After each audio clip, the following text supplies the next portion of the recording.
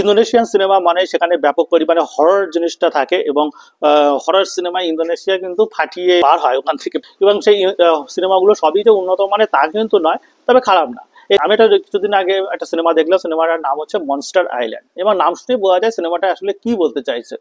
তো এটা দ্বিতীয় বিশ্বযুদ্ধের কাহিনী, এবং সেই বিশ্বযুদ্ধে মানে দেখানো হয় যে একটি জাপানি জাহাজে বেশ কিছু কয়েদি ছিল।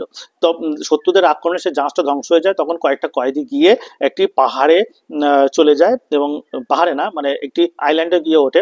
সেই আইল্যান্ডে মিস্টিরিয়াস কিছু ধরা পড়ে, অর্থাৎ সেখানে মানে ওই সেই এলিয়েন বা আমি কি বলবো প্রিডেটর টাইপের একটা প্রাণী ওখানে রয়েছে, তো যেটাকে মনস্টার বলা হয়েছে, এবং সে তাদেরকে মেরে ফেলে দেওয়ার চেষ্টা করে।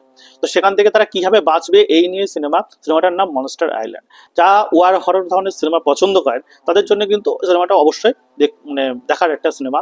সিনেমাটা আমরা দেখতে বসলে খারাপ না, খুবই ছোট সিনেমা। সিনেমার এন্ডিং হয়তো আপনার প্রিডেটরের মতন দুর্দান্ত না হলেও খারাপ না। ধন্যবাদ।